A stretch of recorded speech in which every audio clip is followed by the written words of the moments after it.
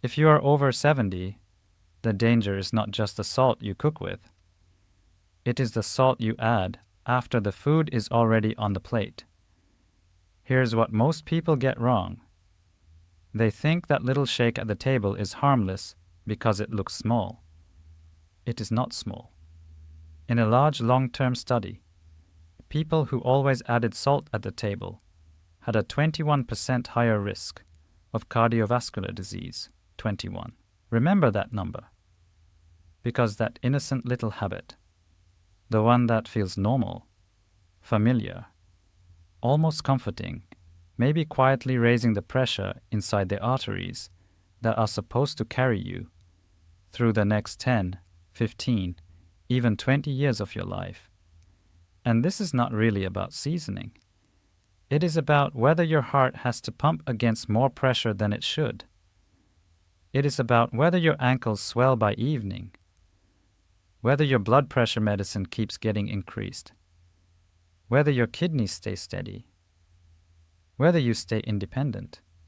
Because when sodium builds up day after day, year after year, the cost is rarely paid all at once. It is paid in tiny withdrawals. A little more blood vessel strain, a little more fluid retention, a little more work for the heart. Then one day, it shows up as shortness of breath when you walk to the mailbox, or dizziness when you stand, or a blood pressure reading that makes your doctor pause and look at you over the top of the chart. That is why this matters. Not because salt is evil, not because food has to become joyless, but because after 70, your margin gets smaller. Your body becomes less forgiving, and small habits start acting like big forces. I'm a heart doctor, and I've spent more than 15 years caring for older adults with high blood pressure, heart rhythm problems, swollen legs, heart failure, and the slow wear and tear that comes from decades of everyday choices. I've worked with peer-reviewed research. I've treated thousands of patients, and I can tell you this plainly. I am not here to sell you a supplement or scare you into a course. I'm here because some of the most damaging habits I see are not dramatic at all. They happen at the dinner table, in good homes, with decent people trying to eat what they think is a normal meal. And my first reaction, when I see how often this still happens, is not fear. It is frustration. Because so much of it is preventable. Stay with me until the end. Because the most surprising part is not that less salt can help you. You already know that. The surprise is number 5 on my list. A salt swap that lowered stroke, heart trouble, and death in a huge real-world trial, but only if you are the right person for it. For some people, it is smart. For others, it can be risky, and that distinction matters. And before we go further, tell me your age in the comments. Or tell me your most recent blood pressure reading if you know it.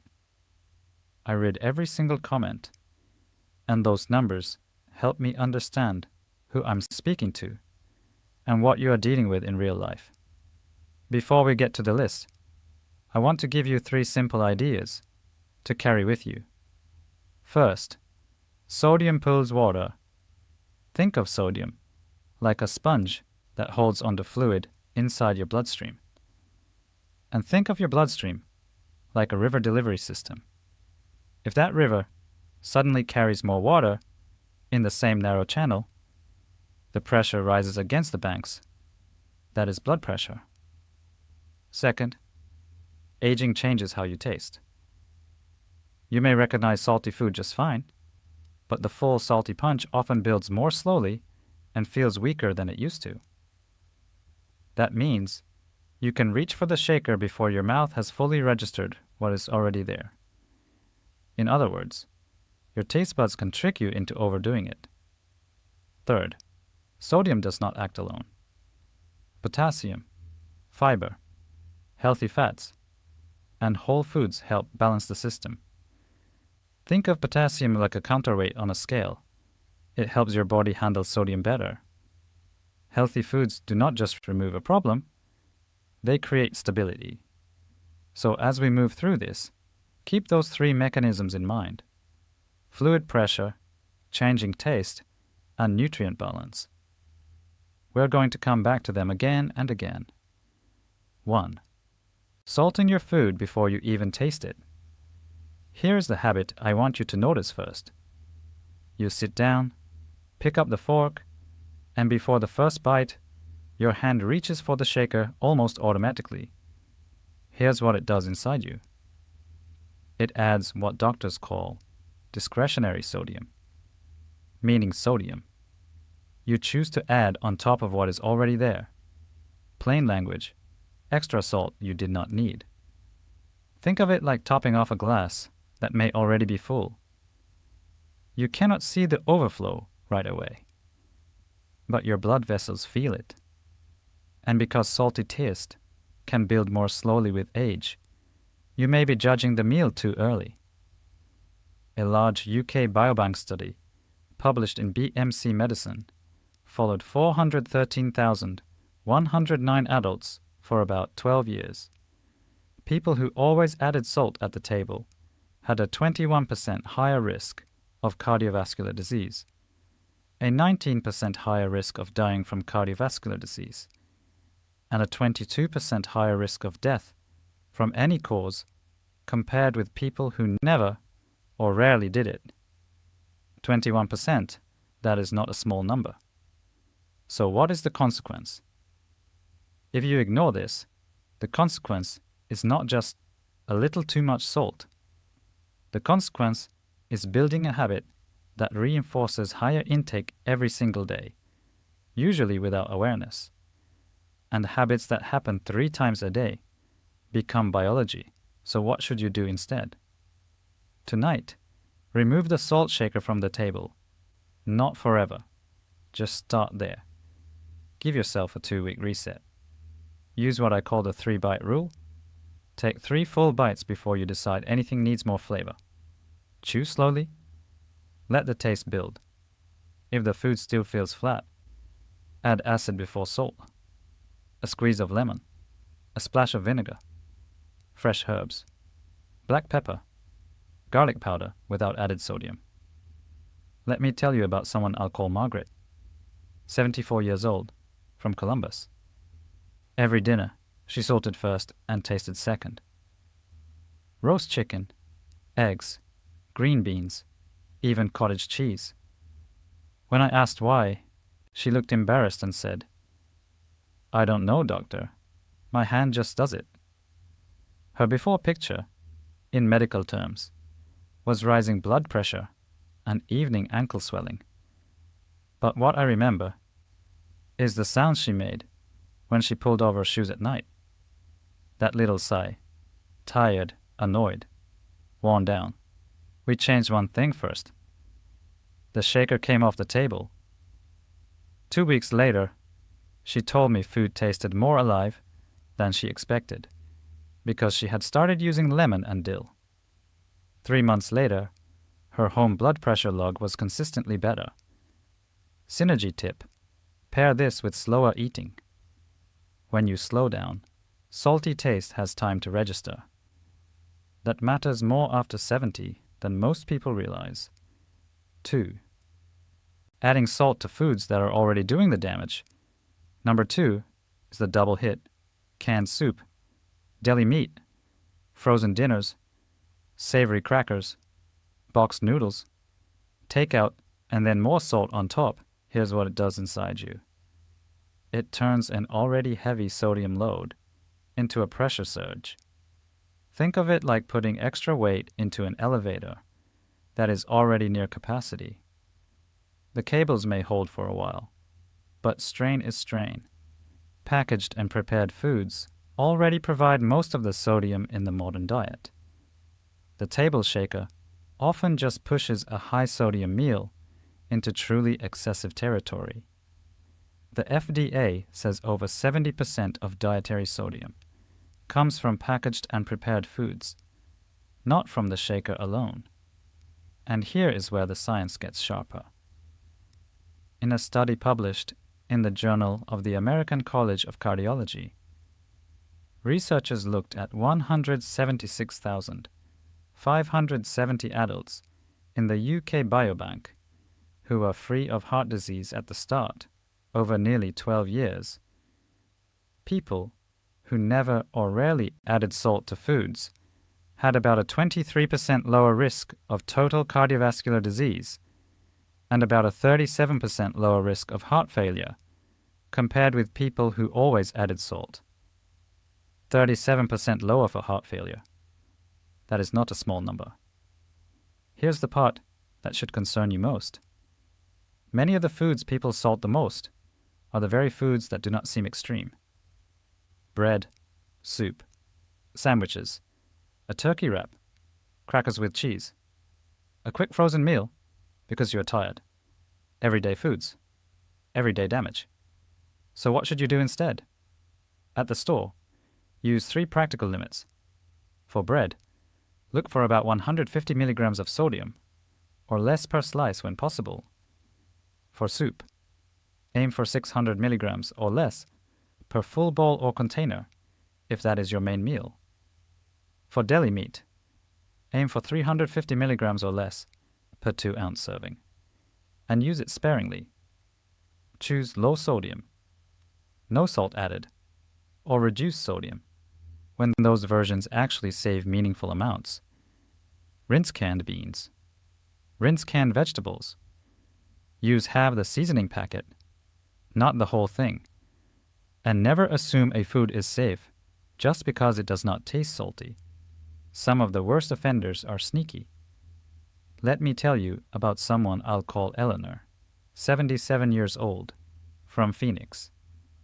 Lunch was canned soup. Dinner was a frozen entree. If she had company, she added crackers. And then, because she believed she hardly used salt, she seasoned all of it at the table. When we added it up, her intake was far above what she imagined. She told me the low point was bending to pick up the mail and feeling her own pulse thudding in her neck.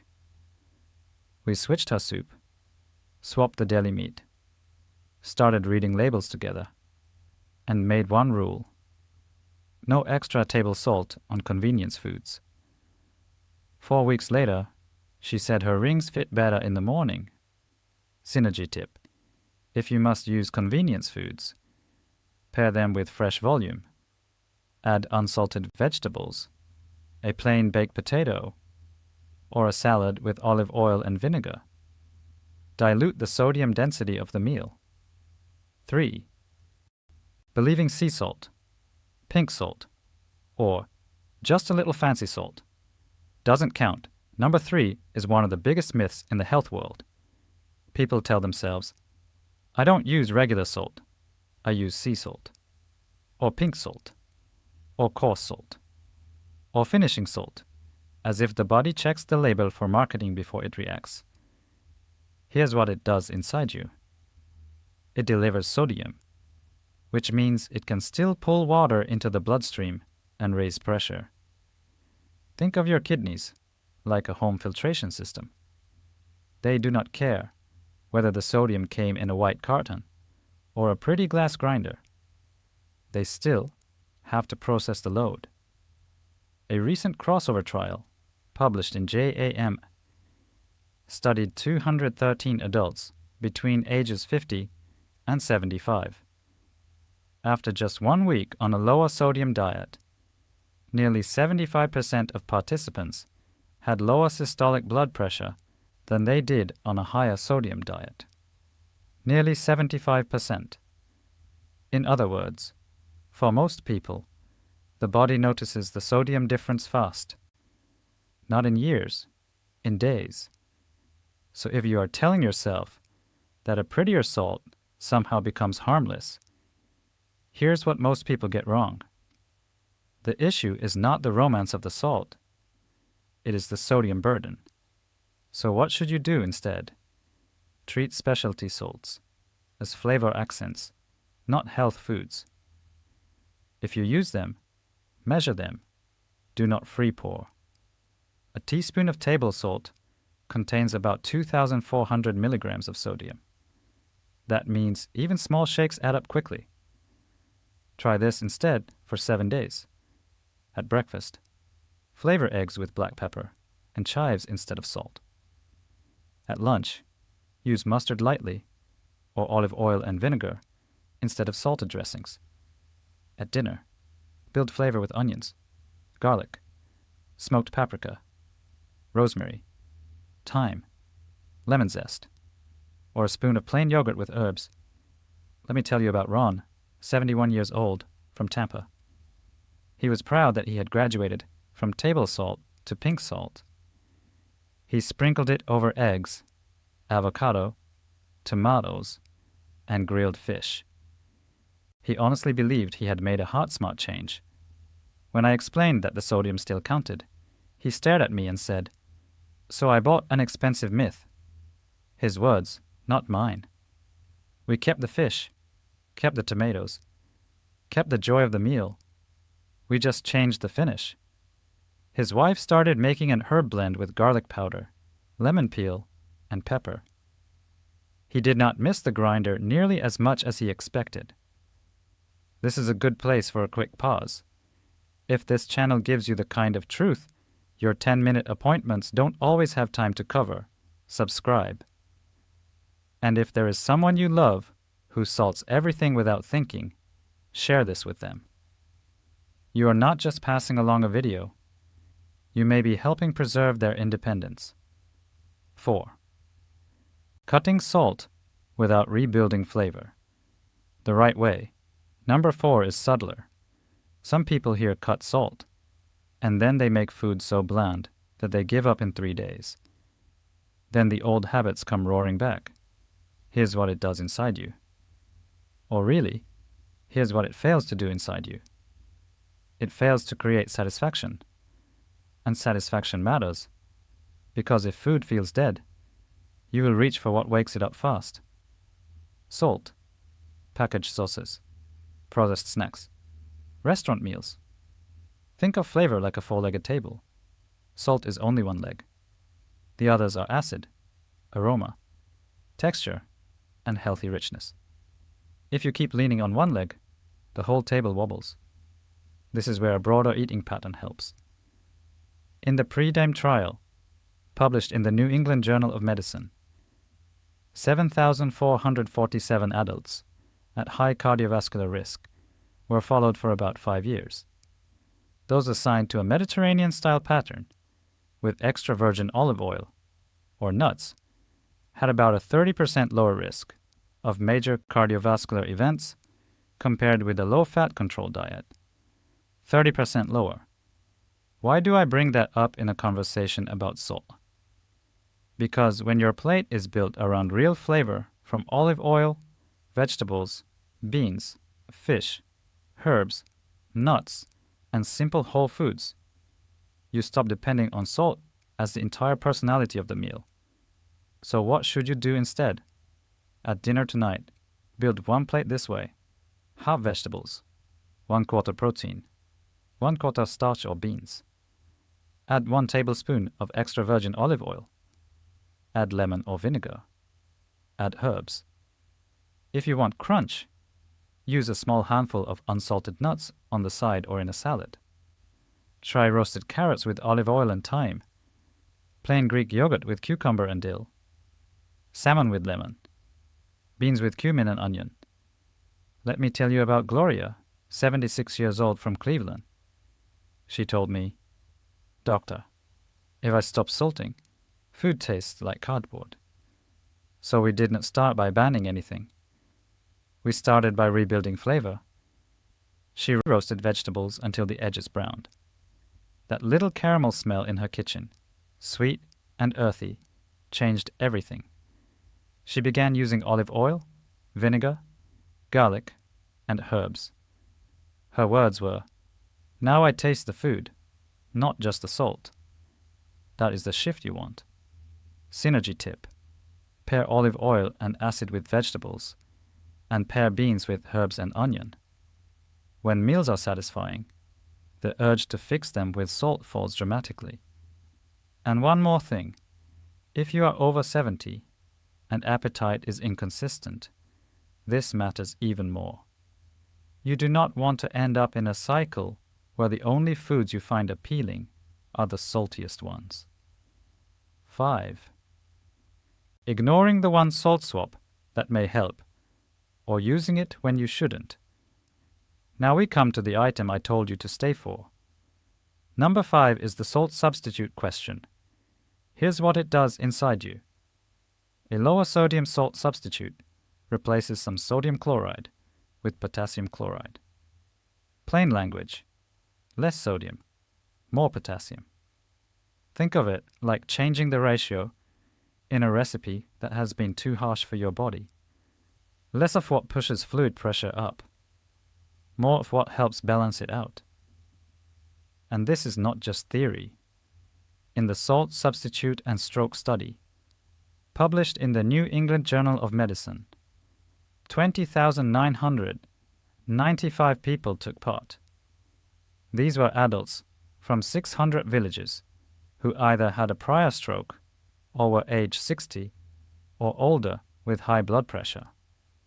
Compared with regular salt, the salt substitute group had a 14% lower rate of stroke, a 13% lower rate of major cardiovascular events, and a 12% lower rate of death. 12% lower death. That is not a small number. So why doesn't every doctor simply say, use it? Because there is an important caution.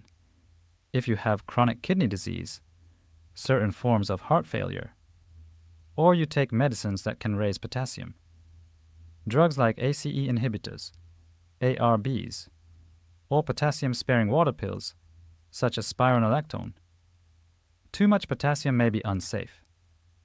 The NIH specifically advises those groups to talk with a clinician before using potassium-based salt substitutes. So what should you do instead? If you have normal kidney function and your doctor has not told you to restrict potassium, ask at your next visit or pharmacy stop.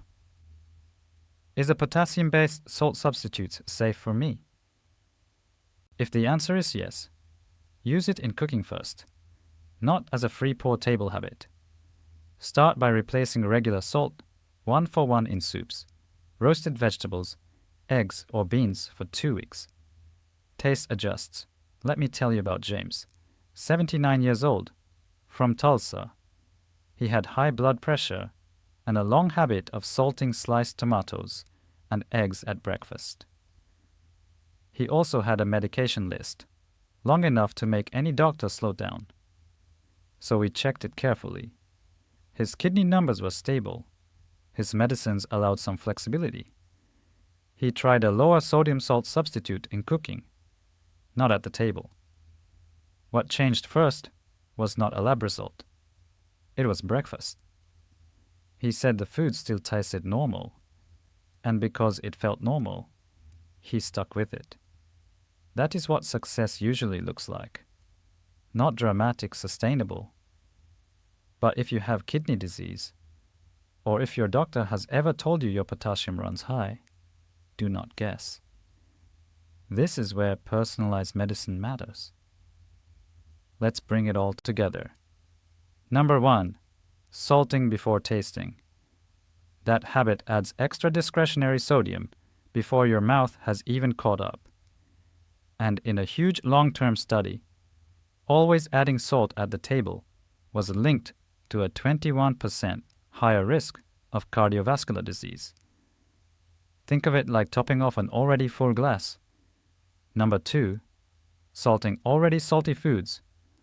Processed meals, soups, sandwiches, and snack foods carry most of the sodium burden in modern eating.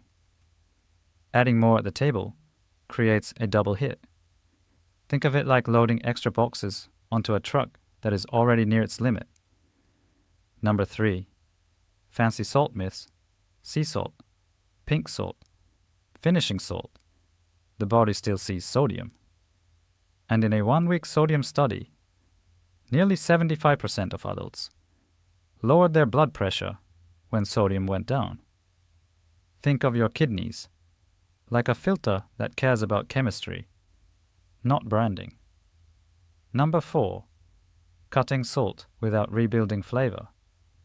If you do not replace salt with olive oil, herbs, acid, texture, and whole foods, you will feel deprived and revert. The Mediterranean eating pattern shows that delicious food can also protect the heart. Think of flavor like a table with 4 legs, not one. Number 5. The careful salt swap. For the right person, a lower sodium, potassium containing salt substitute may reduce stroke, heart events, and death for the wrong person, especially with kidney problems or certain medications. It can be risky. Think of it like a useful tool that only works safely in the right hands. So far, we've covered a lot, but the central idea is simple. After 70, the way you salt matters, because your heart, your kidneys, your blood vessels, and even your taste buds are all playing by slightly different rules than they did at 40. Here is your plan for tonight and this week. 1. Tonight, take the salt shaker off the table. 2. For the next 7 days, use the 3-bite rule before deciding a meal needs more seasoning. 3. This week, read labels on 3 foods you eat often: bread, soup, and deli meat. 4. Replace one high-sodium convenience meal with a simple whole food version, built with olive oil, herbs, and lemon. 5. If you are curious about salt substitutes, write this question down for your doctor or pharmacist. Is a potassium-based salt substitute safe for me? 6. Keep your sodium goal in mind. Many authorities recommend staying under about 2,300 milligrams a day, and the World Health Organization recommends under 2,000 milligrams of sodium a day, which is just under a teaspoon of salt in total. Do not try to become perfect overnight. Precision beats panic. Repetition beats intensity. I want to leave you with something deeper than a food rule. When I talk to people in their 70s and 80s, what they fear is rarely sodium itself. It is what they might lose: the ability to carry their own groceries, to walk into a room and remember why they went there, to stand at the sink and wash dishes without getting winded, to laugh at dinner, to travel without worrying about swelling, dizziness, or a blood pressure spike, to remember their grandchildren's names quickly, not after a long pause, to feel like themselves. That is what this conversation is really about. You do not protect the heart, so you can admire a lab report. You protect the heart, so life stays livable, so mornings stay yours, so your legs stay under you, so your mind stays clear, enough to enjoy the people at your table. And sometimes the path toward that dignity is not dramatic. It is not expensive. It is not a miracle powder. Sometimes it is a small act of restraint, a pause before the shaker, a label read carefully, a squeeze of lemon instead of a reflex, a better habit repeated until it becomes who you are. If no one has told you this lately, let me tell you now. Change still counts at your age. Improvement still counts at your age. Healing still counts at your age. It is never too late. If you want more calm, practical, science-based guidance for healthy aging, subscribe and turn on the notification bell. And in the comments, tell me this: what is the one food you are most tempted to salt before tasting?